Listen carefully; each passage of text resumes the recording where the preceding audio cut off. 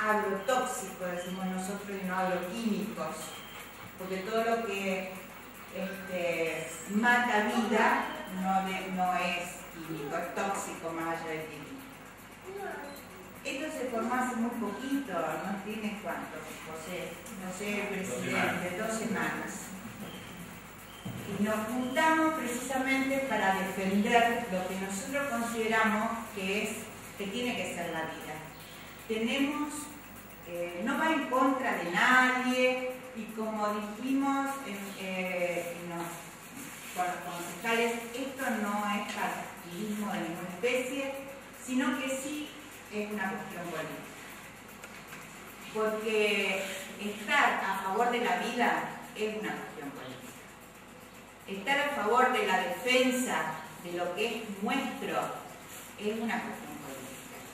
En educación, en economía, en un negocio, es cuestión política. Entonces, quienes quieran participar, nosotros los invitamos a estar con nosotros.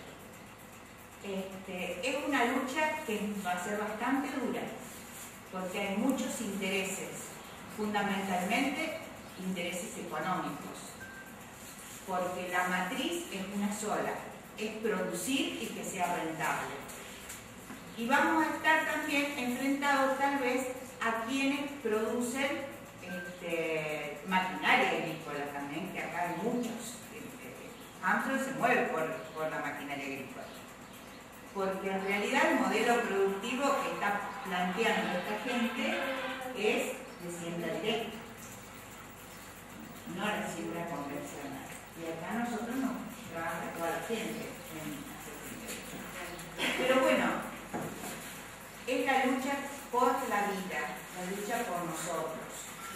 Y bueno, los que quieran participar, aquí estamos. Las caras más visibles son la de José, la de Nora, la mía y la de que se incorporaron. Graciela tiene un hijo, la conocen, ya le vamos a hacer que hable. Hay otras personas también. Y bueno, nada más que eso.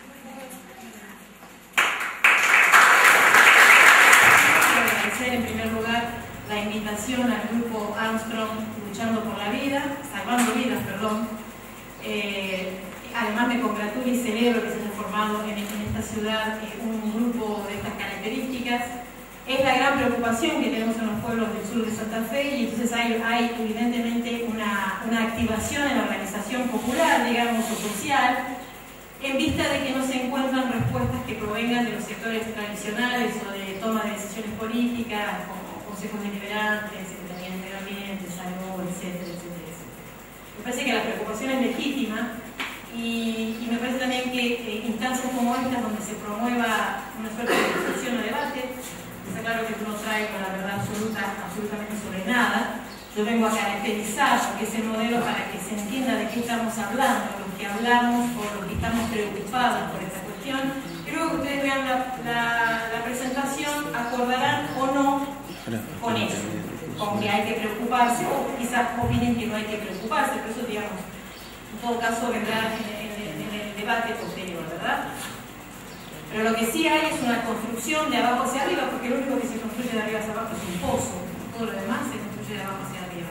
Y hay una construcción de abajo hacia arriba que pretende justamente poner en debate este modelo, porque efectivamente se ha impuesto desde hace muchísimos años, pero lleva adelante algunas prácticas para las cuales nosotros como pueblos no hemos dado nuestro consentimiento. Yo particularmente no firmé en ningún lugar el consentimiento para que se dispersen en el ambiente millones y millones de litros de agroquímicos. Y por eso, entonces, digo, es legítima la preocupación que tenemos, pero de todas maneras, a partir de ahora y de esta presentación, la vamos a compartir con ustedes, y a partir de la construcción que hagan, social y política, porque lógico que es una discusión política, es una discusión política con fundamentos técnicos-científicos, ¿no?, que aportan a la discusión política, pero evidentemente es la decisión política la que hay que tomar en algún ámbito social para dar cuenta de estas preocupaciones. La otra cuestión que quiero aclarar de entrada es que no tenemos absolutamente nada en contra de la soja, de la plantita, ni milenaria y tan simpática como la soja, no es en contra de la soja ni en contra de los productores que van por esta lucha. En todo caso, lo que intenta es, digo, otra vez, e insisto, debatir y cuestionar algunas alternativas que podrían ser diferentes a este tipo de producción vigente en la Argentina. Por supuesto que tampoco pretendemos cambiar de la noche a la mañana un monocultivo que ocupa en Argentina casi 20 millones de hectáreas. Sería utópico, ridículo e ilógico venir a plantear aquí que tenemos que dejar de hacer soja en 20 millones de hectáreas. Lo que no es ridículo, ni utópico, ni ilógico, es al menos plantear alguna alternativa para los pueblos, como por ejemplo rodearlos de una zona donde no se hagan las fumigaciones y donde no se utilicen los agroquímicos, porque están absolutamente relacionados con las poblaciones humanas, animales y vegetales. Y para esas franjas de no fumigación sí hay alternativas. Están disponibles, que han sido pensadas por organizaciones e instituciones científicas y académicas de renombre como las universidades nacionales como el INTA, por ejemplo. Para eso sí hay una salida, y es posible, no es utópica. Entonces, pensar en esa alternativa es no ir en contra de las 19 millones de hectáreas en primera instancia, pero sí ir a favor de la salud de la gente y presentarle alguna forma de respuesta a la demanda que tiene la gente a partir de la preocupación de ver que nuestros vecinos en todas partes se enferman y se mueren todos los días.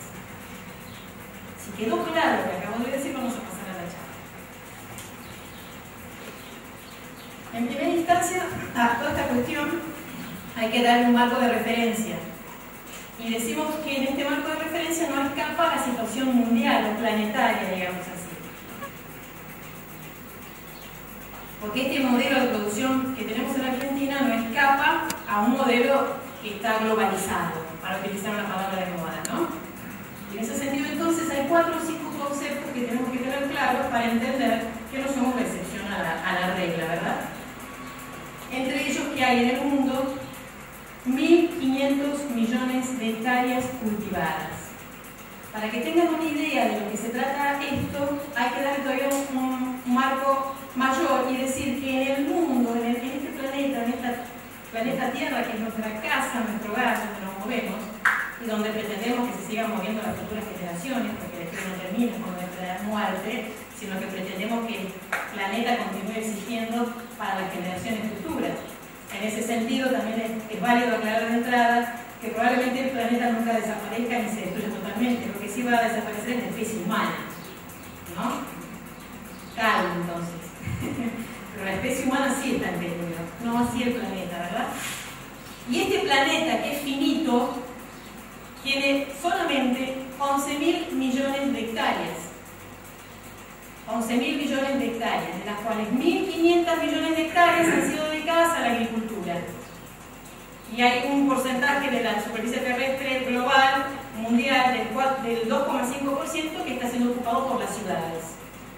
Entonces, hay una lucha inmensa por la tenencia y la posesión de la tierra que va en el sentido del avance de la frontera agropecuaria y del avance urbano o el avance de las ciudades. Ambas están ocupando estas tierras pretendidamente cultivables, tanto que han avanzado diciendo que son cultivables, inclusive los pastizales, las selvas y los montes. En la Argentina en particular, el avance del modelo y de la frontera agropecuaria en busca de aumentar el rendimiento de las cosechas no ha pasado justamente por el aumento en el rinde de las cosechas, sino por la anexión de más territorio al sistema de la agricultura intensiva. ¿Se entiende claramente lo que estoy diciendo? Pero para anexar territorio al sistema de producción de agricultura intensiva, hubo que hacerlo a través del despojo de las tierras, porque hay tierras que están en manos de los grupos campesinos, de los criollos y de los pueblos originarios, por decir algunos de los actores sociales que hay dentro ocupando la tierra, que no está desocupada. Para anexar territorio hubo que hacerlo a través del despojo. Y ese despojo ha sido hecho, entre otras cuestiones, a través del asesinato de dirigentes de estos pueblos, como ocurrió hace poquito con el Cocasa en Santiago del Estero, que lleva varias víctimas. Se hace a través del autoritarismo, del asesinato, de la represión, etcétera, etcétera. entre otras cuestiones. Y también a través del avance de la frontera sobre los ambientes naturales. No es casualidad que en Argentina, hasta la época de la colonia, tuviésemos casi el 30% de la superficie cubierta por bosques nativos, y hoy no lleguemos al 11%, al 10%, perdón, no llegamos al 10%. Y tenemos escasos 30 millones de hectáreas de bosques, terminados los cuales tendremos que salir a buscar fotos y videos de lo que eran nuestros bosques naturales. La selva misionera, lugar emblemático si los hay, en las ecorregiones argentinas, porque entre otras cuestiones es uno de los hogares del yaguareté, figura emblemática para la fauna, parte del patrimonio natural de la Argentina, animal que está en la cúspide de la pirámide, el felino más grande de América Latina, debajo del cual se hace la conservación de otra serie de especies, sin las cuales nosotros aquí en Armstrong no podríamos vivir. Se entiende que el destino de las poblaciones silvestres en los ambientes naturales lleva atado nuestro propio destino. La selva misionera, a la selva misionera le resta solamente 1.200.000 hectáreas. Es nada. Si juntamos las pocas hectáreas que quedan en la selva misionera, un poquito de la selva que queda en el parque chaqueño, formoseño chaqueño, y otro poquito de la selva de Yungas, esos son los 3 hogares que le restan a 250 ejemplares de yaguaretes. Después de lo cual el yaguareté se extingue, desaparece. De hecho está extinto en vida silvestre porque esta cantidad de hectáreas que les cuento no son suficientes para que pueda desarrollar sus estrategias de supervivencia. En tanto es una estrategia acá. Pero eso es otra cuestión que viene de mis clases en la facultad. Pero yo sé que ustedes lo pueden comprender absolutamente. Entonces digo, el éxito de las cosechas récord en Argentina está ligado a la anexión de más territorio al sistema de producción intensiva. Por eso nosotros hemos avanzado con la frontera agropecuaria sin prisa pero sin pausa en cada una de las campañas. Y llegamos a la friolera de tener ubicado a un solo cultivo 19 millones de hectáreas, que es más del 50% de la superficie sembrada en Argentina. Desde el punto de vista biológico, como decíamos hoy por la mañana en un seminario que estamos dando en la Universidad de Economía Ecológica, nada más y nada menos que con Walter Peña, que es un referente en esta cuestión, esto es literalmente un suicidio. Pero no tenían aquí las malas noticias, digamos, ¿no? El 95% de los cultivos agroindustriales en el mundo son monocultivos. Y la agroindustria es la responsable de la tercera parte de la emisión de los gases con efecto invernadero, que son los que provocan el cambio climático. Más o menos eso. La otra noticia es que en manos de una multinacional, que parece que es el cuco de la historia, bueno, pero es un cuco porque se comportó de esta manera monopólica y de hecho es la dueña de la 5ª parte de las semillas que se comercializan en el mundo. Y está en constante disputa por la patente y por las regalías respecto a la utilización de las semillas que produce en sus laboratorios. Y como ustedes sabrán bien, las que domesticamos las semillas en el continente y en el planeta hemos sido las mujeres. Y lo hemos hecho de forma absolutamente generosa, y la soberanía genética de las semillas siempre estuvo en manos de los campesinos, de la gente ligada a la tierra. Pretender ahora hacerse de la genética de las semillas y venderlas, y por las cuales hay que pagar una patente, una regalía, es perder soberanía genética. Es algo que había sido absolutamente impensado hace 100, 150, 200 años atrás. Existen además en esos 1.500 millones de hectáreas cultivadas no menos de 160 que son transgénicas, que han sido manipuladas en los laboratorios para que sean resistentes a la utilización de un agroquímico en particular, pero que ese agroquímico a su vez sea letal para todo aquello que compita con la plantita esta que todos queremos mucho, que es la soja. Y el tema, otro grande técnico y científico, es que el Roundup, que es la figurita estrella de Monsanto, a la hora de matar, de neutralizar, de eliminar todos aquellos vegetales que compitan por la fertilidad, los nutrientes y la humedad con la soja, no pregunta, ¿vos sos soja? No, a vos no te mato. ¿Vos sos soja? No, a vos sí te mato.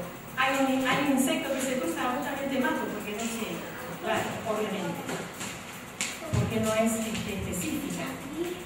Entonces no solamente está acabando con la flora que se interponga en el camino de las hojas, sino que también está haciendo desastres en la macro y en la microfauna, que, oh casualidad, son las que forman parte de la estructura del suelo, le dan vida al suelo y permiten, entre otras cuestiones, que las hojas crezcan. O sea, es casi como una cuestión contradictoria y es como matar la gallina de los huevos de oro. En el marco en que se da este modelo, y de acuerdo a lo que van a ver ahora, yo voy adelantando conceptos, digamos, ¿no? En el marco de cómo se utiliza o cómo se hace la agricultura en la Argentina, ligada obviamente con la producción agropecuaria, estamos hablando de la agricultura porque el pilar fundamental, lo dijimos antes, es la agricultura intensiva. El paquete tecnológico que se utiliza para la misma está haciendo desastres en la macro y microfauna y por supuesto en toda aquella flora que no sea justamente el cultivo que no pretendemos obviamente eliminar, ni mucho menos, sino que pretendemos que crezca y haga sus límites. Pero en un planeta donde cerca del 40% de la superficie que no está cubierta por hielo ya está cubierta por la agricultura y donde hemos avanzado sobre superficies que estaban cubiertas por bosques, sabanas y pastizales naturales. Ahora ustedes dirán, ¿y para qué nos sirven los bosques, los pastizales naturales y las sabanas? No es tierra que podría convertirse a la producción. Bueno, en economía ecológica y en ecología hay un concepto que se llama servicios ambientales, que son los que prestan en forma gratuita y sin que nadie les pidamos justamente los ambientes naturales. Para decirlo gráficamente, ¿cuál es el rol de los bosques en el mundo? Entre otras cuestiones, enfrían el planeta. Lo enfrían, un planeta que se está recalentando, porque estabiliza uno de los gases con efecto invernadero, que es el dióxido de carbono. Entonces, ir por los bosques para convertir esa tierra a la producción agrícola es quedarnos sin los servicios ambientales de un sistema que funciona excelentemente bien, justamente contrarrestando a esa emisión de gases con efecto invernadero, de las cuales la tercera parte la provoca la agricultura. ¿Se entiende? Todo ambiente natural está brindando un servicio ambiental, aunque no lo veamos, digamos. Y no hace falta que lo veamos, ni que le preguntemos, ni que nada. Por el solo hecho de estar, lo brinda. El tema es que a esta altura del campeonato, en el planeta, en la región, en nuestro país, lo que resta de ambiente natural es muy poco. Por lo tanto, lo que decimos es, ni una hectárea más para la soja en detrimento de los bosques, las sabanas, o los montes, o las selvas que nos resten. Hasta acá llegamos. Seguir avanzando de esta manera, por ejemplo, sobre las zonas áreas y semiáridas, y comprometer la vida del parque chaqueño, que es uno de los ambientes más mega biodiversos de América Latina y del planeta, es ir en contra de nuestra propia supervivencia y de la supervivencia de estos cultivos que tanto se defienden.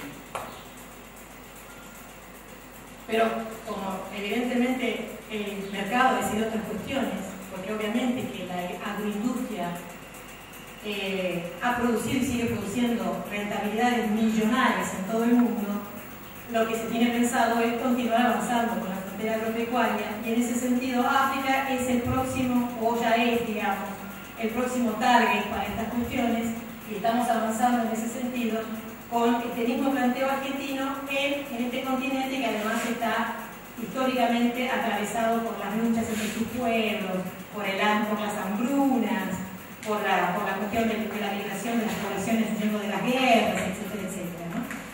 Pero claro, también hay otro sector que se favorece con esta cuestión, que es el sector de la maquinaria agrícola, que ha visto un buen negocio en este avance, digamos, del modelo en estos continentes, ¿no? Y por otro lado tenemos a China, que está demandando y va a seguir demandando, obviamente, para una población, para un país que tiene la mayor población del planeta, que está creciendo económicamente, que tiene un nivel de demandas muy importantes, y para ellos también habrá que producir, ¿no? Y de hecho China es uno de los países que más ha avanzado en la compra mundial de tierras, no es casualidad.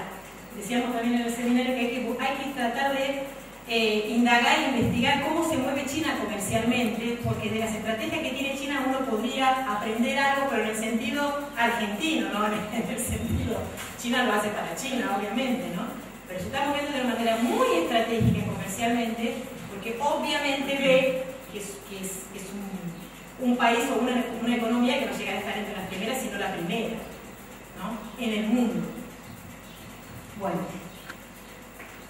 Entonces este modelo del que estamos hablando, que como dijimos anteriormente, tiene, para ser llevado adelante, necesariamente necesita la implementación, que de hecho se viene haciendo en Argentina desde hace más de 20 años. El tema es que esa implementación ha sido adoptada, digamos, de manera absolutamente para nosotros, acrítica, y los actores académicos, científicos y técnicos que tenemos en Argentina, que están muy bien formados, no supieron resistirlo, o no quisieron, o no pudieron, dejémoslo para que ustedes lo decidan en ese sentido, pero no, por lo menos podríamos decir que no se ha discutido lo suficiente, se impuso y está gozando de muy buena salud.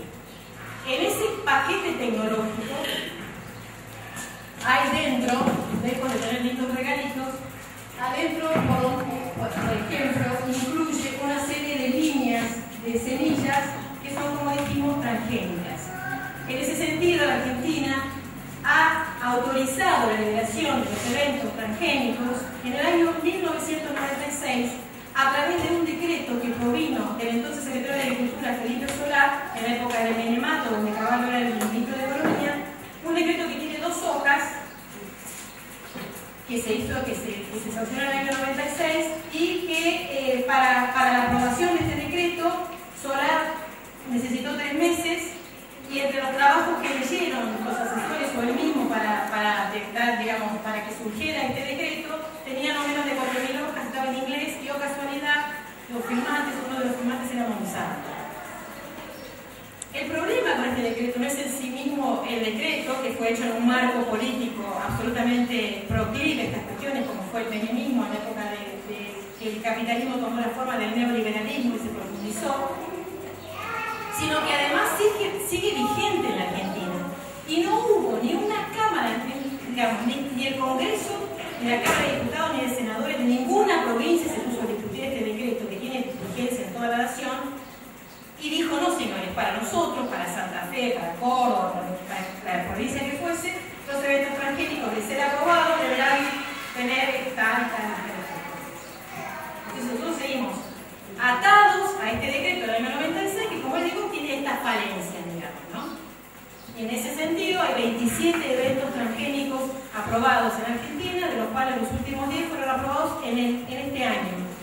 Y donde hay nuevas variedades en maíz y soja que tienen que ver con la tolerancia no solamente a este herbicida, digamos, es una sal, la sal de glifosato, que está presente en una formulación comercial de un herbicida, digamos, pero que no es solamente, digamos, el Roundup no solamente tiene glifosato como sal, sino que va acompañado por otra serie de ingredientes activos que son mucho más tóxicos que la propia sal de glifosato, ¿no? Está presente en un porcentaje, 15%, 16%, dependiendo del producto químico, del producto comercial del que se trata. Pero digo, entre estas nuevas líneas de semillas transgénicas, algunas, como esta de maíz, viene ya incluyendo, manipulada genéticamente dentro de un laboratorio, la tolerancia no solamente al glifosato, sino al glufosinato de amonio que se le agrega al glifosato y que viene a potenciar la resistencia al glifosato, porque evidentemente haberlo utilizado como tal durante los últimos 20 años ha provocado lo que todos conocemos en el campo, que es la resistencia en las malezas. No alcanza con la sal de glifosato o con el Roundup solamente, entonces vamos a agregarle un potenciador como el glufosinato de amonio, que ya ha sido demostrado por estudios que se han hecho, y los tenemos, están disponibles, además, para cualquiera que lo pueda buscar, que es más tóxico todavía que el glifosato en sí. Entre otras cuestiones,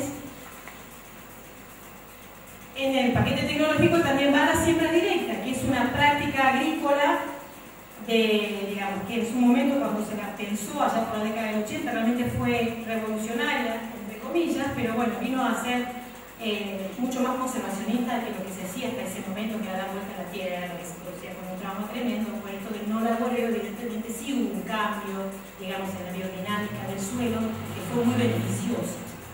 Lo que nosotros decimos es que lamentablemente la siembra directa resultó una herramienta funcional a la agricultura intensiva y las famosas buenas prácticas agrícolas, que donde se pretendían, entre otras cuestiones, que la siembra directa garantizara la rotación de cultivos, no fue tal. Cuando las condiciones climáticas no son las más favorables, hay productores que deciden per se, o inclusive asesorados por algún técnico, no hacer rotación de cultivos y continuar sembrando soja sobre soja. Esto es una cosa muy común, no la estoy inventando, ustedes lo saben perfectamente. Y también saben perfectamente que el cultivo de soja es el cultivo más extrayente de nutrientes del suelo. Por lo tanto, no rotar mínimamente, como dice la práctica de la siembra directa, es degradar todavía más el suelo, entre otras cuestiones, ¿no? Pero digamos, nosotros hacemos la crítica a la siembra directa, no a la siembra directa per se, sino que lamentablemente, digo, ha sido funcional a la agricultura intensiva y no se la ha respetado sus fundamentos. No ha sido respetado ni por los productores ni por los agentes técnicos.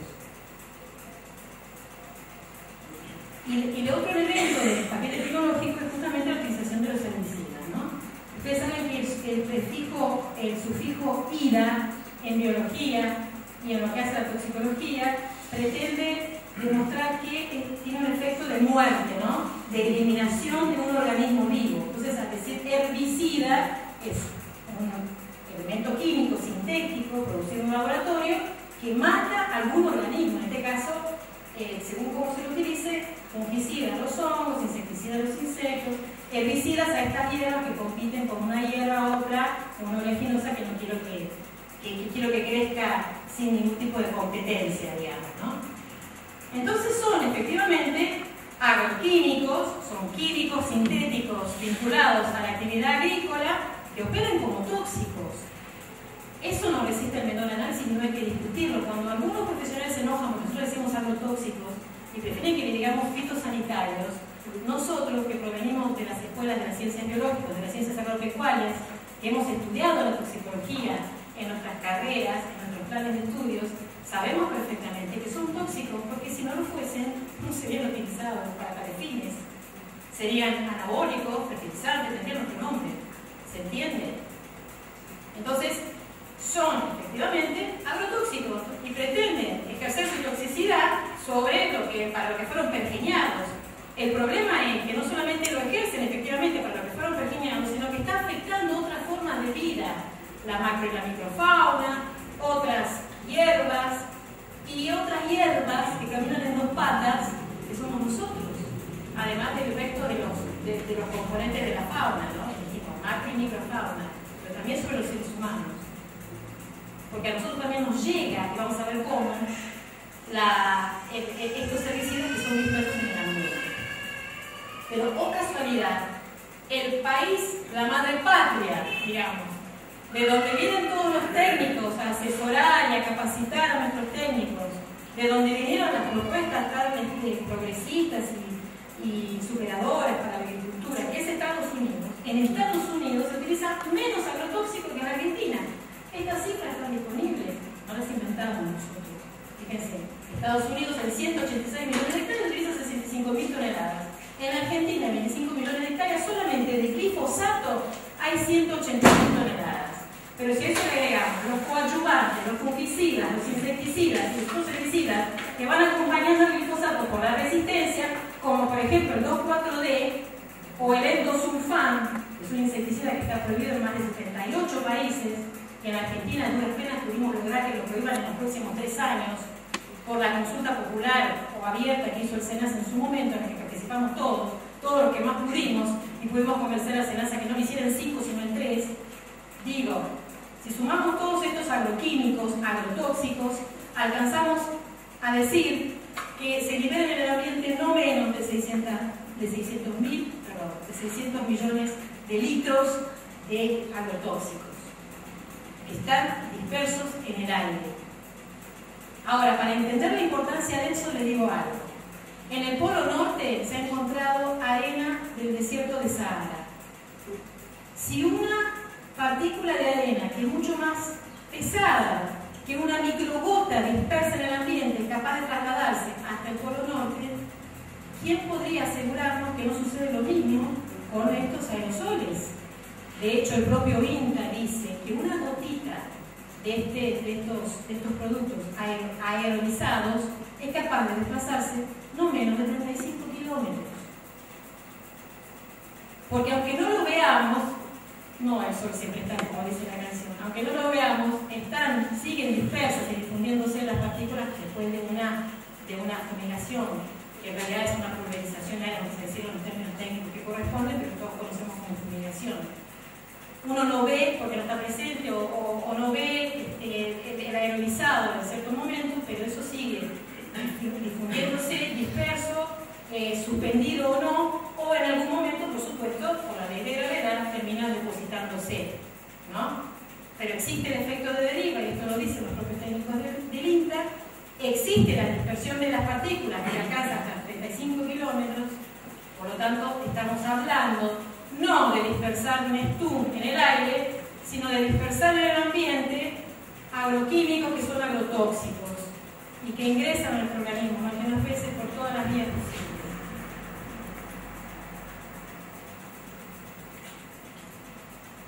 El otro elemento que estamos viendo desde hace años, que también viene siendo funcional al paquete tecnológico, es el riego, porque por supuesto avanzar por la frontera agrícola en las zonas áridas o semiáridas necesita irreversiblemente de riego. El tema es que el riego, para lo cual tampoco fuimos consultados, se hace con agua dulce. Y ustedes saben bien que el agua es un recurso, yo no digo recurso, digo bien social, no renovable. Cuando se agote el agua dulce que viene del planeta, tendremos que desalinizar los mares, que también tiene su costo y es bastante problemático. Mientras tanto, lo que tenemos son acuíferos cerrados, o sea, acuíferos finitos o no tanto como el acuífero guaraní, pero es agua dulce. Y la Argentina es la tercera reserva mundial en agua dulce, en tanto en cuanto tiene el acuífero guaraní debajo de sus pies.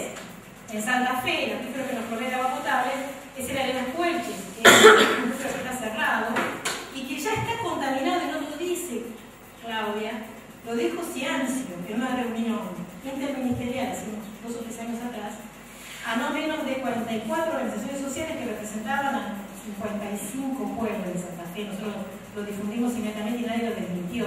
Lo dijo también inclusive para el diario de la capital. El acuífero de Arenas Puelches está contaminado. Entre las causas de la contaminación del acuífero está el uso indiscriminado de agroquímicos, que no eran parte de las buenas prácticas agrícolas, porque también nos dijeron en la Revolución Verde que estas prácticas agrícolas, donde está la siembra directa, suponían una menor utilización de agroquímicos.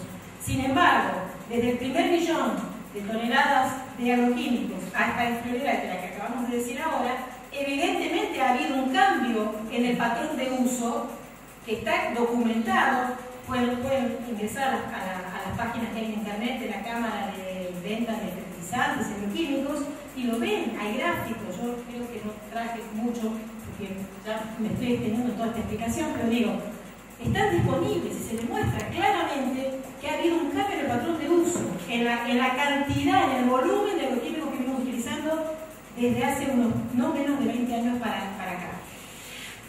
Entonces el agua dulce es otro elemento del paquete tecnológico. Y la intensificación de la producción pecuaria, la ganadería, avícola o porcina y vacuna, es también funcional a este modelo de producción, porque las mejores tierras que eran ocupadas por el ganado argentino, las famosas Humipampas, los 60 millones de hectáreas de Humipampas que teníamos, que producía esta carne maravillosa que comen en Buenos Aires a precios tremendos los turistas, ahora está ocupada por la soja, está ocupada por la soja. De algún lado salen a los 19 millones de hectáreas, ¿no? Entonces al ganado bovino que compite por esa tierra lo concentramos, lo hacemos engordar a corral para que produzca la carne que estamos consumiendo, que además es una carne enferma, tremendamente rica en grasas como colesterol, que son las que además provocan a posteriori problemas en la salud humana, como por ejemplo los problemas cardiovasculares. Esto también está probado. Hay numerosos estudios que lo demuestran.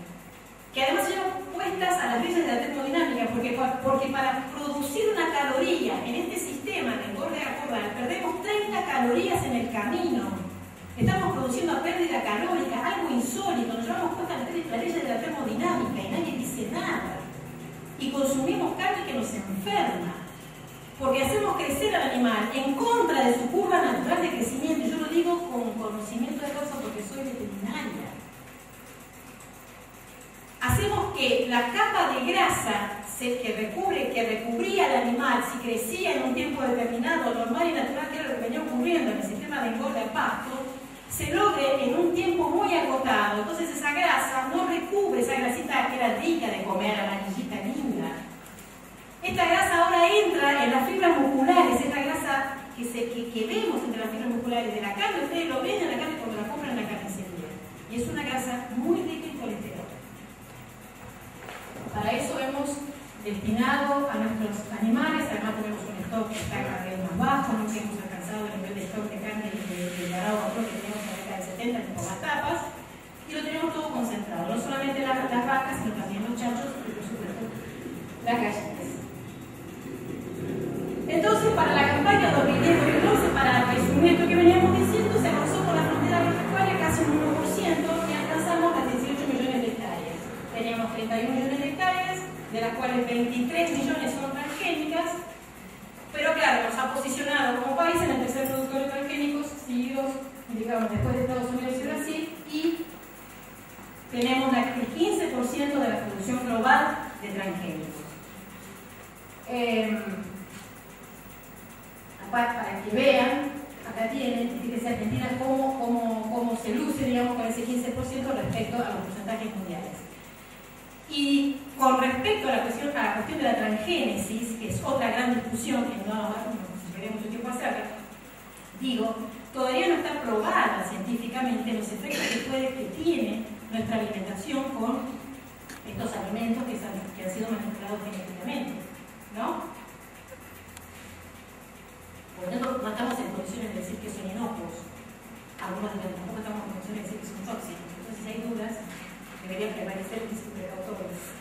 Por tanto, podemos probar que realmente son inocuos. No transformemos en conejillos de India tan alegremente. ¿Dónde consintieron ustedes que aprueban ser conejillos de India y quieren consumir alimentos transgénicos? ¿Dónde?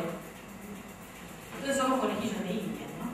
Y más que los peces lo consumimos, porque a pesar de que yo no como nunca hamburguesas de soja ni esas cosas, esos inventos de soja que hay por ahí, sin embargo, cuando uno toma un jugo, por ejemplo, un jugo Adels o cualquier otro producto, una gelatina, lo que fuese, en algún lado hay una paleta que dice lecitina, que en el mejor de los casos es explícita y dice de soja, en otros casos no lo dice, pero sabemos que es de soja, o hay un aceite vegetal que probablemente sea aceite de soja. Entonces estamos consumiendo. Y no hemos consentido, ni siquiera podemos optar por decir no. ¿Los vegetales no están tratadas también genéticamente? El resto de las semillas vegetales no, hay solo algunas variedades. Sí, pero en el caso de los jugos, los conservantes son tan peligrosos que los usan. Por supuesto que sí. Y la gente no lo dice. Lo que pasa es que hay una sinergia, digamos. Esto no exime de responsabilidad a toda la otra serie de aditivos que tienen los alimentos. Estamos hablando de esto porque es lo que nos convoca. Sí, sí, no, eso, pero la gente a veces no está informada de los otros componentes que tienen, que son tan dañinos.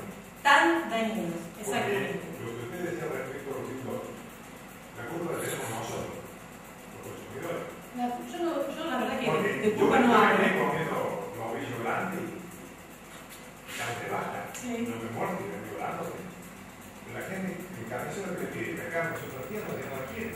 Sí, seguramente. O Hay una una... bautiza. Claro, pero digo, no es cuestión de culpa, no yo digo, No, en mi caso particular hablamos de responsabilidades, ¿no? Porque esto de la culpa yo creo que es para cada uno del campo de Mónica o del campo religioso, la responsabilidad. Pero claro, también hay un consumidor que no ha sido educado para que demande, por ejemplo, mínimamente una etiqueta que diga esto es un alimento transgénico. Si se lo quiere comer, cómaselo. Si no quiere, si no quiere.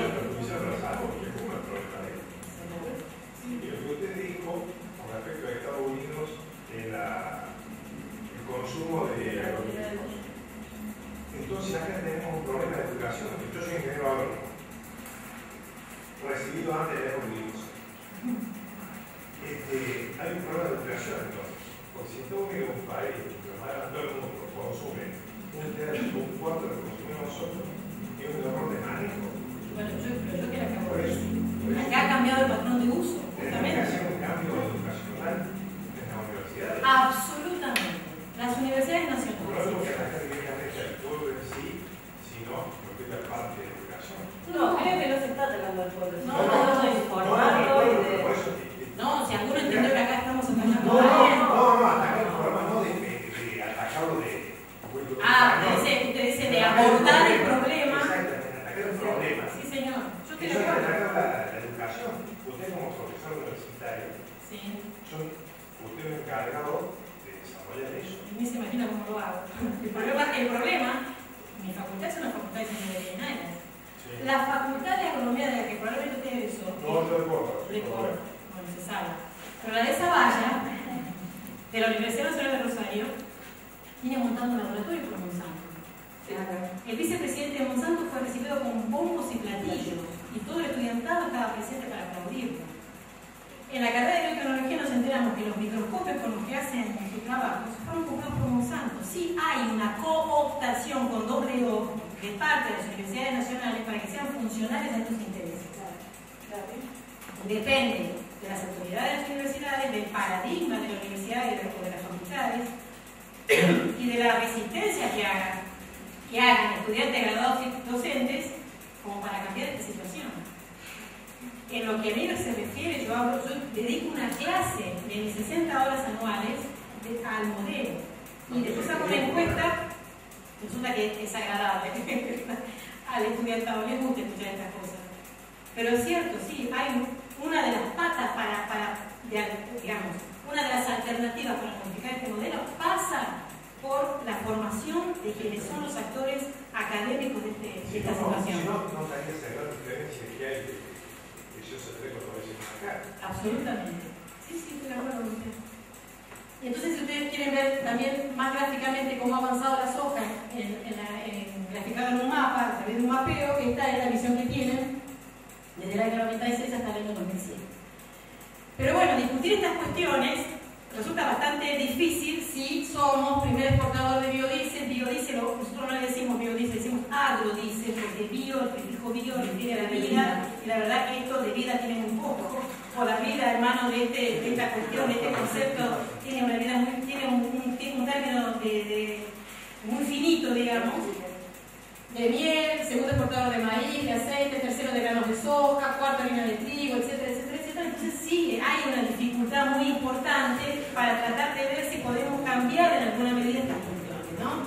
Dicho de otra manera, también vemos que la soja y sus derivados son los responsables del en la cuarta parte de las exportaciones argentinas.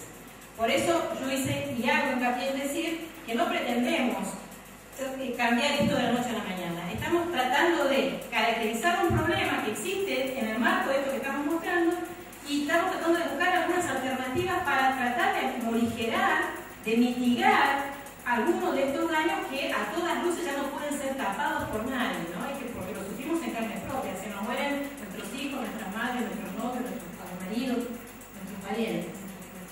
Algunas de las consecuencias tienen que ver con lo que ha afectado al ambiente, no solamente por la dispersión aeronizada de estos agroquímicos, sino inclusive con lo que hacen con los bidones de los agroquímicos, que parecen que son cajitas de tetrabric, pero no es así. En las paredes de esos bidones vacíos, después que se vacían, todavía hay presente agroquímicos, ¿no?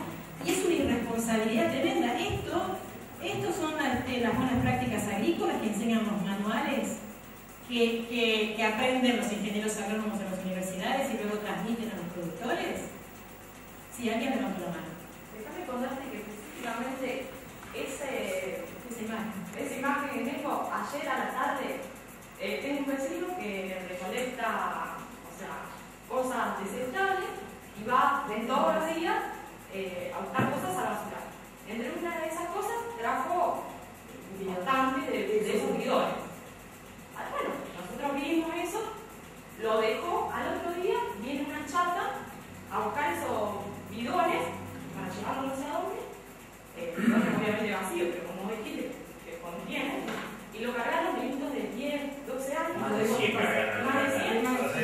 Creo que usted pasó justo. Creo que usted pasó. Pasaste justo, ¿sabés lo que era él? Y el control. Aparte, el vacío, la puerta ha sido peligroso. Él pasó y lo Y aparte estaban los azules, que son también de Bueno, pero en ese caso hay que hacer una renuncia inmediata a la municipalidad y prever que la municipalidad tenga mecanismos de ordenanza que estén regulando la eliminación de estos envases. El señor que lo hace, lo vimos ayer, ¿no? Ahora vimos a 15 metros. 13, no es real. Lo hace de hace muchísimo tiempo, comparando con otros. En este vive inclusive de eso, de que trae distintos elementos de basural y los trae a su casa. Claro, ahí está aquí la cuestión. Este señor vive de eso, vive de la basura. Y estamos mandándole una responsabilidad al señor que levanta eso que no tiene. La responsabilidad la tienen los que tienen la tierra, los que usan esos elementos y que después, en vez de limpiarlos, lavarlos, devolverlos a donde los compran, lo que hacen es tirarlo en cualquier lado. ¿Por qué esto surgió? Porque es lo que yo decía, voy a caminar y saco fotos. Tengo miles de fotos de todos los días, no es de ahora. Pero usted dice lava. ¿Cómo? Usted dice que el productor lo lave. ¿Qué hace con el agua que lava? Bueno. Ahí está, eso tenemos que ver. Pero escúcheme, ¿quién tiene que efectuar los controles? Si acá están las cooperativas y están los ingenieros químicos, los ingenieros agrónomos que venden eso. Cuando no se puede confiar en que el productor esté educado, que sea responsable, Claro, tenga conciencia de lo que está haciendo, el Estado municipal, en la forma de Estado, tiene que participar, tiene que involucrarse.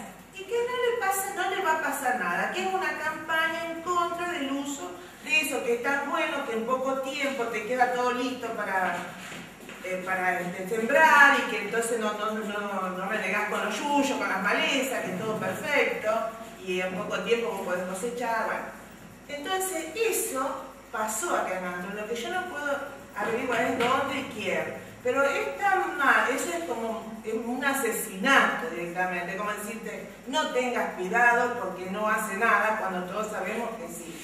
Entonces yo, cuando voy y quiero que en mi casa me corten los yuyos o que me quiero sembrar césped, dice, tenés que pasar matayuyo, y te lo dice la gente y te lo pasa. No, le digo, yo no quiero matayuyo, por favor. No, bueno, pues yo no te voy a venir a limpiar porque a mí me lleva como 10 días limpiarte todo este paso. A mí me pasa que yo voy a poner a alguien que me lo... Entonces tengo que concluir que Armstrong no tiene una legislación que reglamente la ley 12.276. Sí tiene una legislación. Sí tiene una legislación. Tiene una ordenanza. Tiene ordenanza, pero la ordenanza línea cero. no, cero es tu casa.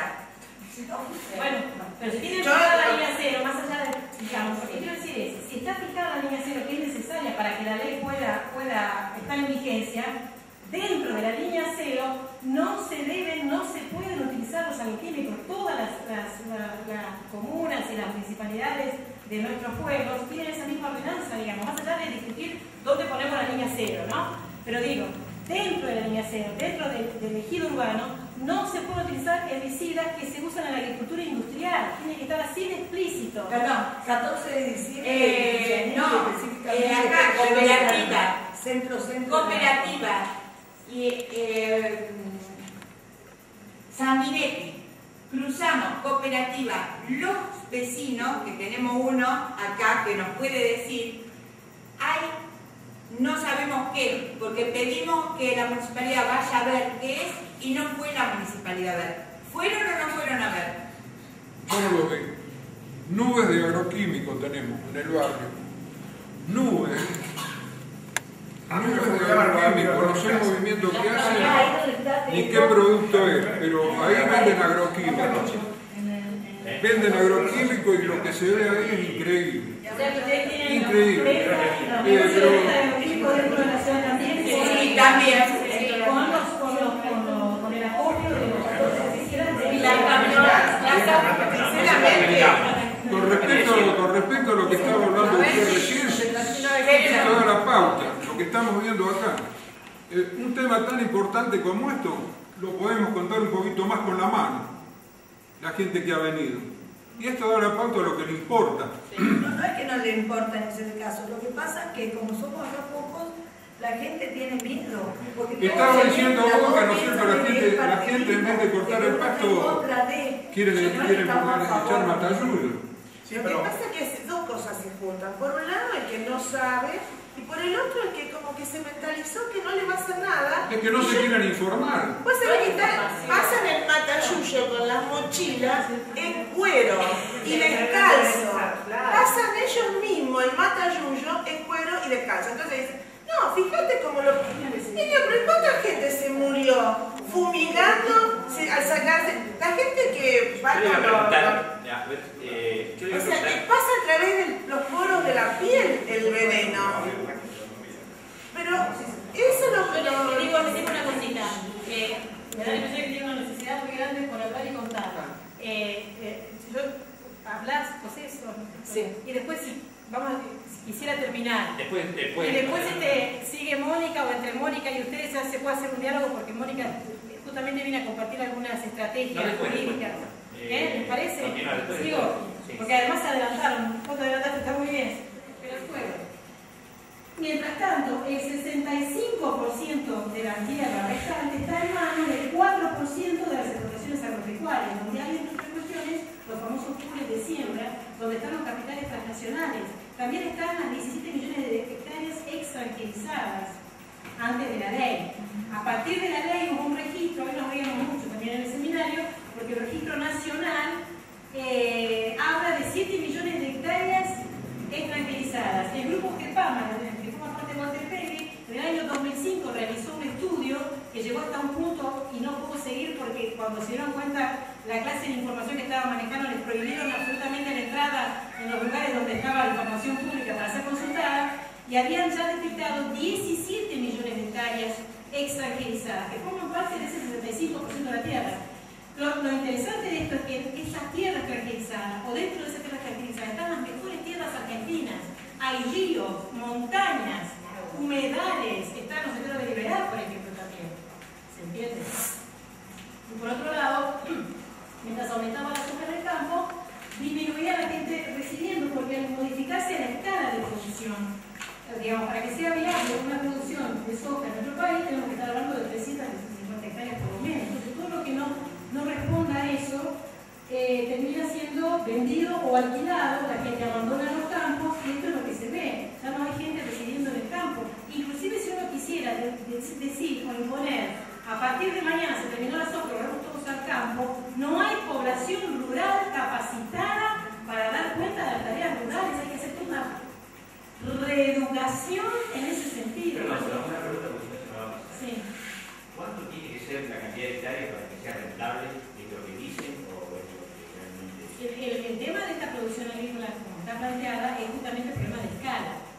Obviamente, tener 20 hectáreas de soja no resulta rentable, o 50 hectáreas de soja por el precio de los insumos. Para obligarnos arriba de la cabeza a todos acá, cuando tienen terrenos, que algunos son de 28, 400 metros, 500 metros, y fumigan a todos. Es el pobre productor. No sé la ganancia o es... ahí hay algo que no coincide. Yo lo dije el otro día a Charlie, yo lo hablé con algunos productores, claro, algunas cosas no tienen respuesta. No tienen, mejor dicho, pienso por ahí que pasamos de tontos. O sea, si por un lado dicen que la rentabilidad necesita una cierta cantidad de terreno y fumigamos alrededor de acá, por ejemplo, que son 22 los productores que tenemos acá y los tenemos totalmente registrados, la cantidad de hectáreas es mínima y eso implica que 2 veces o 3 al año nos fumiguen arriba del palo en la cabeza, me parece que hay algo que no funciona. O algo que 22 productores sobre 15.000 personas que son las que viven dentro del pueblo. Sí, lo que no funciona es, digamos, el valor que se le da a la vida. Y evidentemente... No, me parece que aquí hay algo que yo quería decir antes, pero lo digo ahora, el Estado está ausente totalmente. Bueno. Llámese desde todos los estamentos, Sí, el Estado tiene que regular. El Estado está ausente. Y En todo, en general, el Estado está ausente. Claro, y en ese sentido uno supone de entrada que el Estado tiene que estar a favor de la salud de la El Estado está ausente en todo sentido porque entonces el tipo trae el bidón, que el otro se lo quiere, onda de la ciudad, otros quieren de la Pero sociedad. además,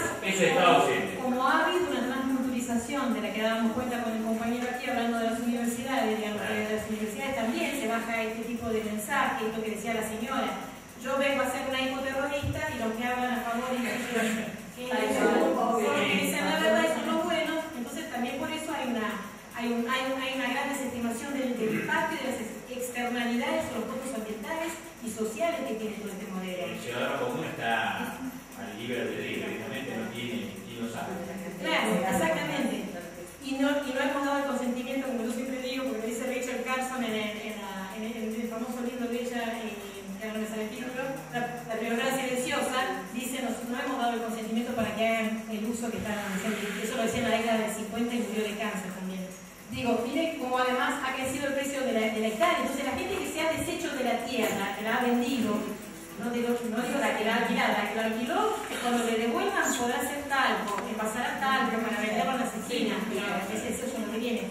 Pero la que la vendió, si quisiéramos recuperar esas tierras para la agricultura, es imposible que paguen $20.000 una hectárea. Imagínense si hablamos de 100, 200, ni que fuese, digamos, ¿no? Entonces también hay un problema tremendo para volver atrás. En algunos puntos esto prácticamente parece que no tuviese retorno. En esto, por ejemplo, el valor de la tierra, de esto sí no se tiene retorno. No va a bajar nunca el valor de la tierra, ni acá ni en el resto del mundo. Acabo de decirles que hay 1.500 millones de hectáreas cultivadas y se va por más, digamos, ¿no? O avanza la frontera urbana también ocupando tierra. O sea, el valor de la tierra no va a bajar nunca. Y los valores de la tierra en estos niveles, como lo hemos visto, como lo estamos viendo ahora, tienen que ver con este modelo, han sido impuestos por este modelo. Y ha traído entonces una cantidad de conflictos sociales. Este es un mapa de los conflictos que hay por la tenencia y uso de la tierra, que está un poco desactualizado. Hay que agregarle los nuevos asesinatos, Cristian Ferreira, Miguel Galván, etcétera, etcétera. Porque se hace por despojo, digamos. Para poder anexar territorio, para seguir con este maravilloso negocio que es la agroindustria, hay que quitar la tierra a la gente que no quiere darla, no quiere venderla voluntariamente, que quiere continuar con sus prácticas porque tienen ligaciones culturales, ancestrales, milenarias, porque han hecho un buen uso además de la tierra, algunos de manera muy sustentable, pero no tanto, pero en fin, digamos, y no se avienen a querer venderlas para estos negocios, y entonces se dibujan estas conflictividades que existen en nuestro país, no solamente en nuestro país, en toda América Latina, ¿no? La deforestación es otra de las grandes consecuencias, no voy a abundar porque ya lo hablamos, pero fíjense lo que es el caso de Córdoba, ¿no? Que tiene el índice mundial de deforestación, no se ha deforestado en el mundo como se lo ha hecho en Córdoba. Y Córdoba ha perdido, tiene solamente en este momento 6.400 kilómetros cuadrados de unos bosques más o menos conservados, cuando tenía en otro momento 120.000 kilómetros cuadrados. Toda esta tierra que le restamos a los bosques ha sido transformada en esto que ven aquí, en tierra cultivable para la soja. Y lo que ven volando, sobrevolando ahí, es la tierra que se transforma en puro por la propia degradación. El suelo tiene bien de estructura, digamos, si continuamos con estas prácticas. Tampoco quiero abundar en esto porque no me lleva mucho tiempo, pero bueno. Y lo dice desde un portal donde se divulgan noticias universitarias. El avance de la agricultura es la mayor causa de deforestación. Lo están diciendo nuestros organismos técnicos, académicos y científicos. No lo decimos los ecoterroristas. La tasa de deforestación, dijimos, no tiene parangón mundial. La agricultura en los últimos 25 años pasó a ser la causa más importante de la desaparición y fragmentación de hábitats. Por lo tanto, se ha exportado, por decirlo de alguna manera, el paisaje pampeano a otras zonas extras pampeanas donde nunca imaginamos que podrían llegar. Pampeanización es un neologismo creado, que ha sido diseñado, digamos, por Walter Pege, pero que muestra este paisaje que es netamente pampeano en Salta, o en el Chaco, el Parque Chaquiño. Esta tierra que ustedes ven en la fase de barbecho queda al descubierto y es degradada por el agua, el sol y el viento. Esta tierra en el verano alcanza temperaturas de más de 50 grados centígrados. No es posible que la vida, la micro y macrofauna, o los vegetales que hayan en esta tierra descubierta, calva, puedan sobrevivir a esta degradación. Por lo tanto, las primeras 5 o 6 cosechas serán cosechas récord, pero después la rentabilidad baja por la degradación del suelo Y lo que más probablemente pase es que los pobladores de siembra o quienes fuesen los dueños de las tierras desestimaran seguir produciendo aquí, se fueran a otro lugar donde fuese más rentable, más productivo, y las consecuencias de esto sí se socializan, sí las pagamos todos nosotros. La rentabilidad se concentra, muchas de las cuales se van del país, además, el efecto de derrame es algo que nunca se ha podido demostrar, digo, y es el 25% de las exportaciones, y las consecuencias, las externalidades del sistema, los costos ambientales se socializan. ¿Quién se hace cargo del parque chaqueño que ya no existe aquí? ¿Quién se hace cargo de las consecuencias de este suelo? Todos nosotros. Y es una gran injusticia.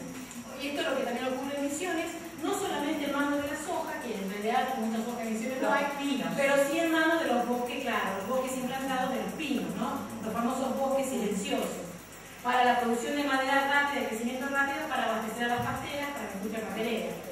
San Luis tiene el mismo paisaje que la Pampa, por eso se ha pampeanizado. En el río le pasa exactamente lo mismo. Tandil, en la provincia de Buenos Aires, tiene soja hasta el borde de la piedra de las sierras. Córdoba, ya lo sabemos, y hasta Choel en el 2005 ya demostraba que era una tierra plausible de ser transformada para el cultivo de soja, y de hecho los chinos compraron muchas tierras en la Patagonia para hacer justamente esto. Entonces, se llevan puesto todo, no tiene ninguna clase de problema. Donde hay tierra es cultivable, y si hay un bosque es improductivo.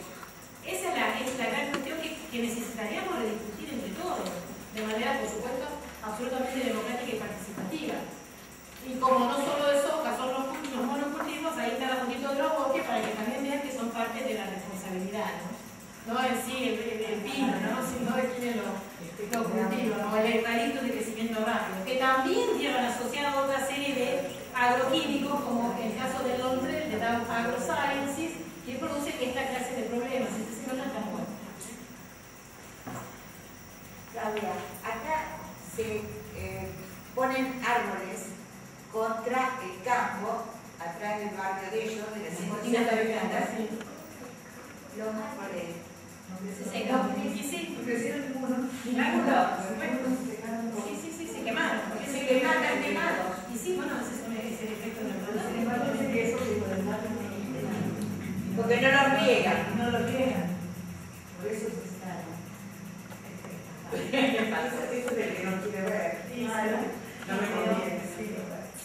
Pero no solamente hay soja, digamos, también tenemos el arroz, que es otra gran problemática. En el norte de Santa Fe está siempre extraño. Esto es lo que se ve en las cercanías de Román.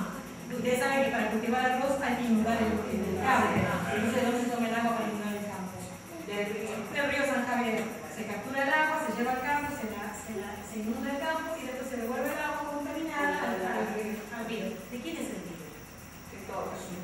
Entonces, ¿se socializan o no las cosas ambientales? Bueno, esto es lo que ocurre con el arroz en el norte de Santa Fe. Y lo que les decía, el cambio en el patrón de uso de los agrotóxicos. ¿Qué es esto? Cuando vine a hablar del tráfico de fauna, cerramos la ventanilla, obviamente tenían soja en la banquina, cuando está prohibido, ¿no? Después, si hace 2 años estaba vigente la resolución que prohíbe el cultivo de las banquinas. Igual ahora sí, Ahora sí, está el cartel que dice que está prohibido por ley y abajo está pero hay una resolución que permite y que ordena la quema de los cultivos en lugares donde se prohibió a través de las ordenanzas, de las resoluciones, que son resoluciones. Pero si la quemamos nosotros, nos llevan presa acá. Lo que hay que demostrar es que el Estado sabe hacer aquello que tiene normatizado, porque está vigente. Esto no debe continuar sucediendo. Está prohibido, a ver si nos entendemos. Está prohibido. ¿Alguien no entendió alguna parte de la palabra prohibido? Muchos. Lo prohibió el Estado. Esa es la cuestión. El Estado santafesino. El Estado es un Estado, es una nación democrática. El Estado fue elegido para que haga eso. Por lo tanto, tiene que poner en vigencia aquello que dice que es lo mejor para la sociedad. Y si no lo hace, tenemos que ser nosotros demandantes de eso. Como nosotros, porque los carteles están prohibidos por la tanto, es como los carteles en la calle de los pueblos. Sí. Está la flecha y la gente no contra más. Sí. Bueno, a ese que no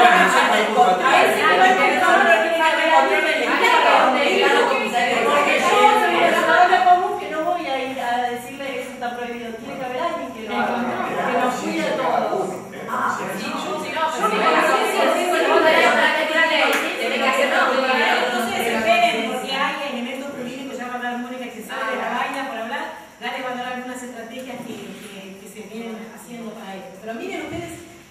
el cambio del uso del patrón de uso, fíjense, de campaña a campaña prácticamente se venía duplicando la cantidad de litros, ¿se dan cuenta?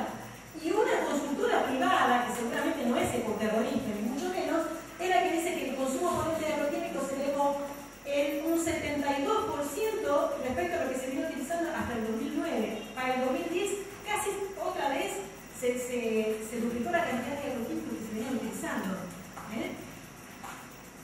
De una aplicación de 3 litros por hectárea, que como se venía llevando a cabo hasta fines de la década del 90, se habla de más de 3 aplicaciones por más de 12 litros, y en algunas charlas en las que hemos participado, que venimos nosotros desde hace más de 10 años, nos han dicho que hasta 15 litros de herbicida se utiliza por hectárea. Se están utilizando. Entonces, ¿cambió o no cambió el patrón de uso en la utilización? Que no estaba previsto de acuerdo a los fundamentos de la técnica de la siembra directa. Error de manejo. Y lo que les decía antes, ¿no? Que el herbicida, la formulación comercial que se vende, no solamente tiene la sal de glifosato, sino que tiene otros ingredientes básicos, entre los cuales hay un surfactante, que es ese que ven ahí, la carboamina politoxilada, que constituye un 15% o menos de la formulación del Roundup, dependiendo de cuál, pero es de la familia de los compuestos que son mucho más tóxicos que el glifosato, y lo son para la fauna silvestre, ¿no? Y el resto de los ingredientes que forman parte del herbicida son estos que ven aquí, y todos están acompañados por evidencias de los daños que produce en la salud y que pueden ingresar a través de la piel, de la respiración, por vía oral, etcétera, etcétera. Algunos se toman un vasito que dicen que se puede hacer en ayuno y no produce nada, pero digo, ahí tienen.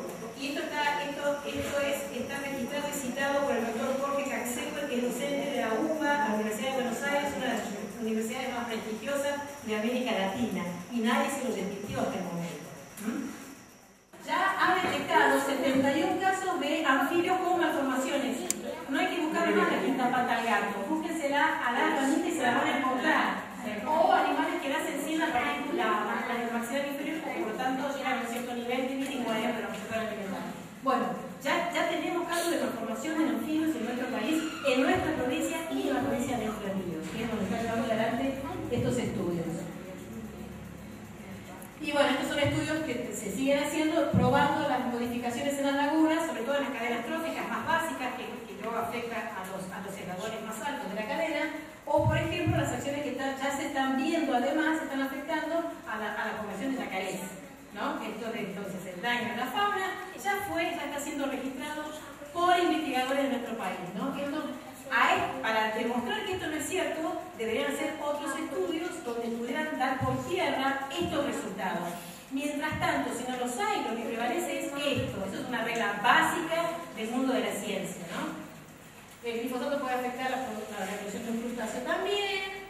El INTA advierte sobre el impacto de la agricultura intensiva en el medio ambiente. Los investigadores cuestionaron la supuesta sustentabilidad de los biocombustibles. Mencionó una lista de problemas detectados, como la degradación de los recursos naturales, contaminación, simplificación del espacio rural, etcétera, etcétera.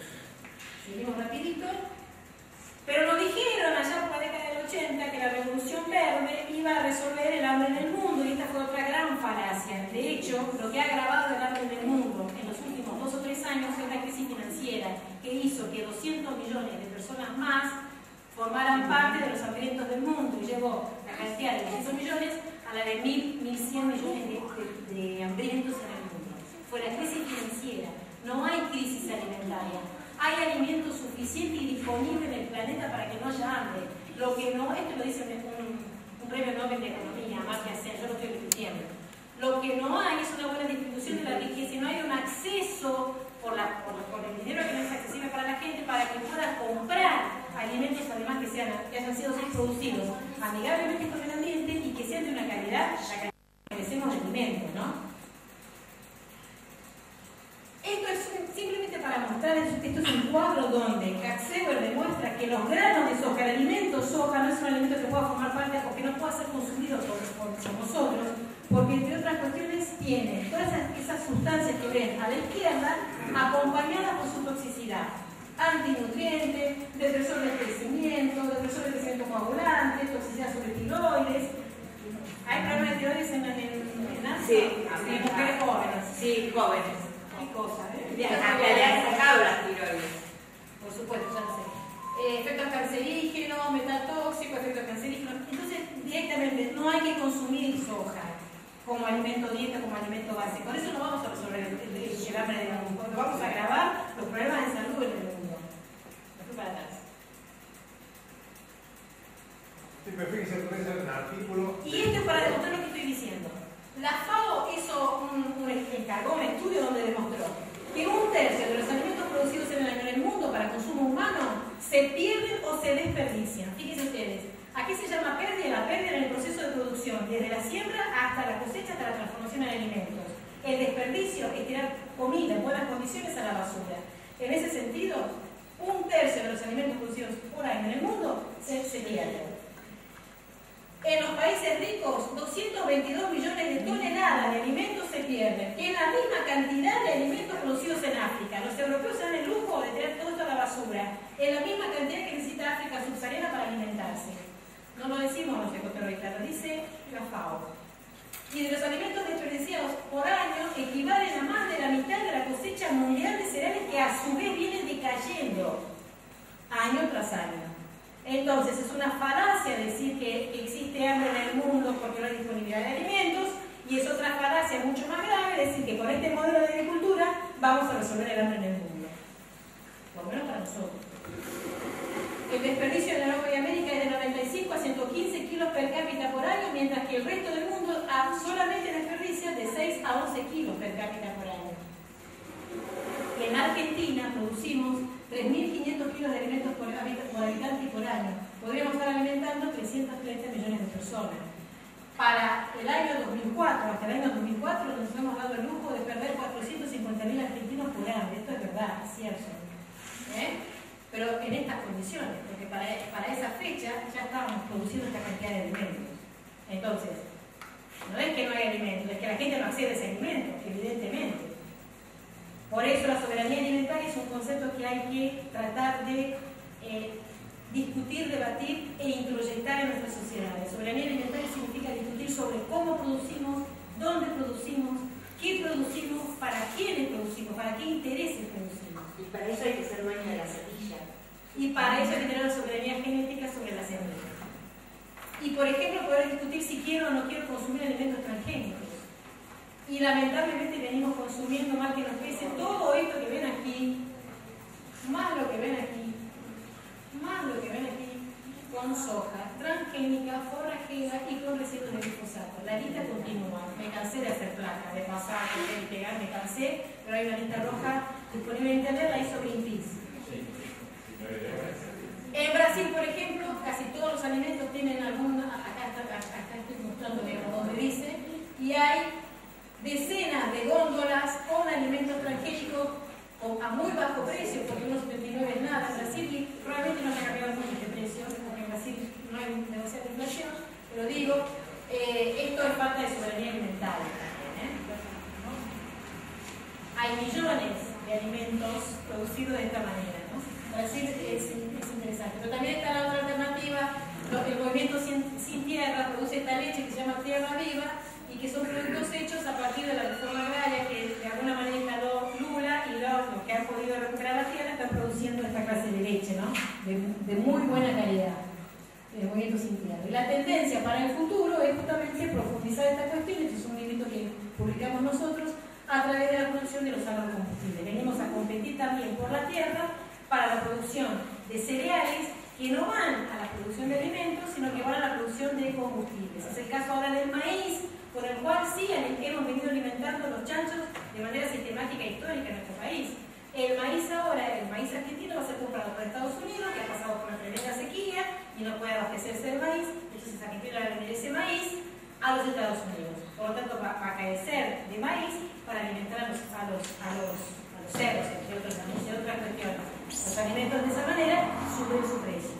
Entonces, esta también es una manera de entender por qué suben los precios de los alimentos, que no solamente es por estas cuestiones, sino por otras más profundas, ¿no? Entre ellos también está la cuestión del cambio climático. Para llenar un tanque en una camioneta 4x4 con etanol se necesita la cantidad de granos con la cual una familia se alimenta un año entero.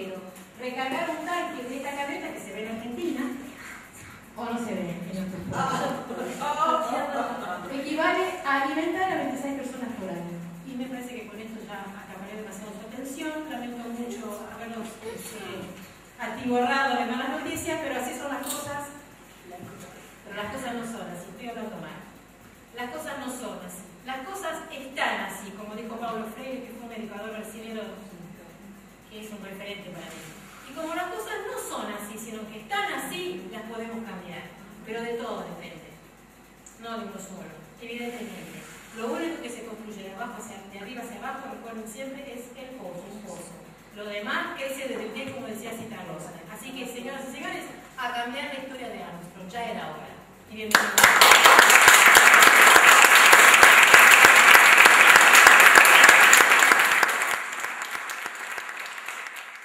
Muchas gracias por la invitación.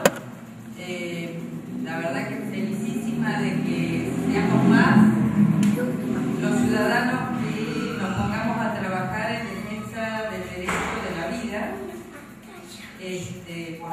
Porque es necesario para nosotros, para nuestros hijos, para nuestros nietos y para las generaciones futuras.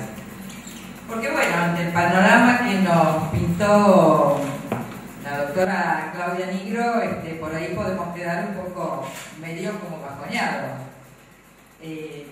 Yo soy integro una agrupación de vecinos, como empezaron ustedes acá, en Firmat, que se llama Firmat por la Vida. Empezamos a trabajar en marzo de 2011. En realidad empezamos a trabajar porque hubo una cantidad de vecinos que dice Ley Murphy. Una cantidad de vecinos que empezamos a asombrarnos en un periodo de 3 días de la cantidad de mariposas que había. Y entonces nos extrañamos, ¿no? Y también nos extrañamos cuando al tercer día desaparecieron las mariposas en febrero. Entonces se nos ocurrió ir a preguntar qué es lo que podía estar pasando. Averiguamos con los mismos vecinos que son productores a ver qué era lo que pasaba en los campos y demás. Nos dijeron, en realidad los controles no se están haciendo. Los controles, me refiero a los controles de las fumigaciones. Tenemos una dificultad con eso, pero está todo bien. Algunos nos acercamos a la municipalidad, Firmat tiene 20.000 habitantes, ¿no? Y a preguntar. Fuimos medianamente bien recibidos por algunos funcionarios, por otros no tanto. Un concejal, por ejemplo, al fin alguien se ocupa. Entonces nosotros nos miramos porque, está bien, somos el pueblo, tenemos el poder ciudadano y debemos hacer uso del poder ciudadano, pero ellos están sentados en su banca, están haciendo las ordenanzas y los reglamentos que se suponen son para beneficio de todos nosotros. A raíz de una carta que se envía, después les voy a dejar la dirección de YouTube donde ustedes pueden ver la sesión, porque se filman las sesiones del consejo. Se pide esa filmación, la colgamos en YouTube, donde todos los concejales, debaten acerca de la necesidad de ordenar esta problemática que estaba afectando a todos por igual. Esto fue en febrero 2011. Y seguimos. Ya cambiaron los concejales. A partir de eso, a partir de colgar esto en YouTube, comenzaron vía Facebook, las redes son muy importantes en esto, a ofrecer lugares para reunirnos. Entonces hicimos una primera reunión en una de las bibliotecas de Firmat. Eran épocas preeleccionarias. Yo les cuento estos detalles porque en realidad les va a pasar. Hablando con los vecinos de otros lugares, es más o menos, es medio aburrido como el monocultivo, que es uno solo, que es siempre lo mismo. Y esto pasa y se repite, porque, hay prácticas que se replican, ¿no? Y no son las buenas. precisamente. Bueno, la cuestión que en las primeras reuniones éramos muchos vecinos, muchos de los futuros candidatos a distintos puestos políticos, que venían a ver qué es lo que pasaba, de qué estábamos hablando, y en la primera reunión tuvimos una señora ingeniera agrónoma que da clases en la Facultad de Agronomía, la cual venía esgrimiendo la ley provincial. Entonces, la verdad que nos puso contentos porque dijimos, bueno, alguien que realmente sabe de qué se trata.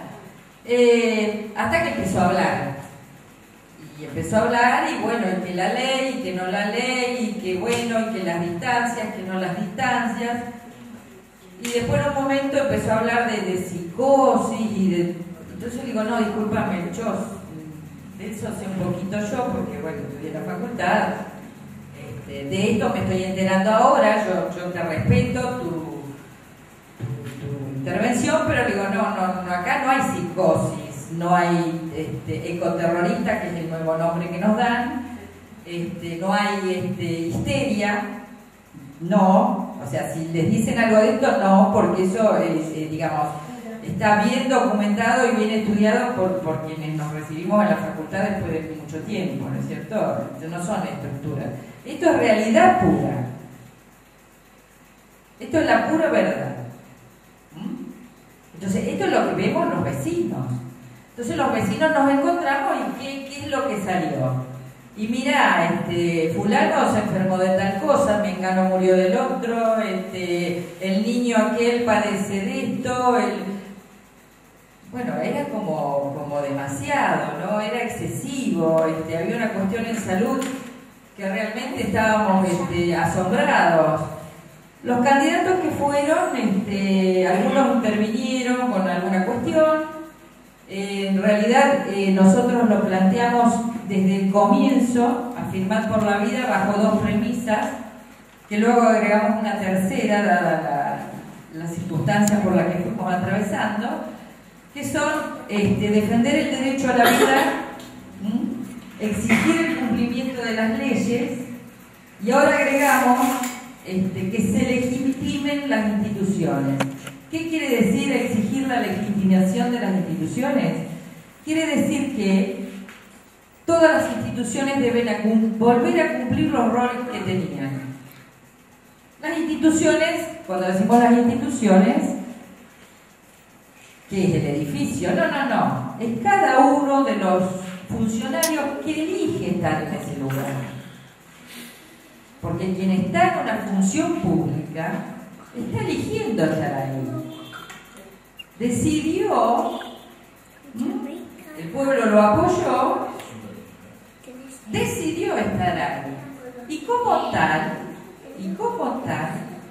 debe regularse como todos los ciudadanos. ¿No es cierto?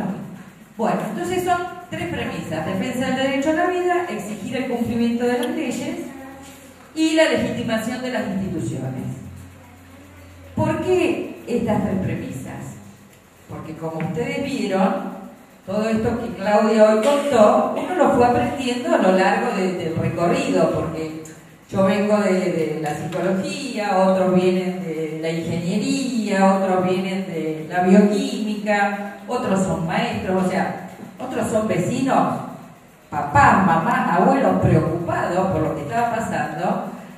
Y bueno, muchas de estas cuestiones no las sabíamos, o sea, fuimos aprendiendo en el camino. Claudia fue con el doctor Juan Noste, también médico veterinario, fueron los primeros invitados que fueron a una escuela, y ustedes hoy se asombraban por la cantidad de gente. No se asombren, es lo que pasa, pero no importa, no importa, porque bueno, cada día podemos ir sumando uno más. Yo nunca me hubiese imaginado que hoy iba a estar acá hablando con ustedes, por ejemplo, ¿no es cierto? Bueno, entonces empezamos a investigar, empezamos a estudiar, porque ese es un trabajito que hay que tomarse, ¿no? ¿Por qué? Porque uno está hablando de una cuestión que tiene mucho que ver con el poder, absolutamente, emparentada con el poder económico y con otros poderes. Entonces, uno tiene que tener fundamento para poder hablar. Y tienen que saber de qué se trata esta trama oscura, porque en realidad es una trama oscura que nos está enfermando y matando, y eso no entra dentro de la categoría de la histeria. No es una sensación tampoco, no. Que para uno nada. en 6 meses desarrolla un cáncer de estómago tampoco. Por supuesto que no. Como mi caso. Por supuesto que no, señora. Por supuesto que no. Bueno, entonces les sigo contando, como eran épocas preelectorales, las charlas por ahí se ponían a veces más calientes que otras. Por ahí nos decían, bueno, sí, vamos a trabajar con ustedes, y por ahí nos decían, no tanto. Tuvimos que aprender a leer ese tipo de cuestiones también. Y acá no hay ninguna cuestión, digamos, que para endulzarle los oídos a ustedes. Es lo que nos orienta. Por eso uno persiste en el trabajo, por ahí vamos para adelante, por ahí vamos un paso atrás. No es fácil, ¿no? Porque no es un camino de rosas, es el camino de las espinas de las rosas.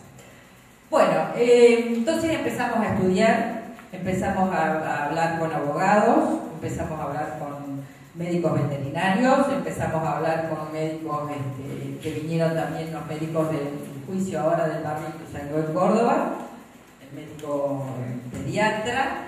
Empezamos a hablar con bioquímicos, yo tengo una bibliografía que ya está superando casi la de psicología, ¿no? Porque todo el tiempo hay que estar informándose acerca de esto. Empezamos a aprender, porque ninguno de nosotros venía del campo de la política, ni está en el campo de la política. Si bien decimos somos militantes de la vida, en esto no hay partidismo. En esto no hay partidismo. Acá somos militantes de la vida. ¿Está claro? Usted puede ser maoísta, puede ser peronista, puede ser radical, perfecto. Pero en esto tenemos un punto en común, que es la defensa de la vida.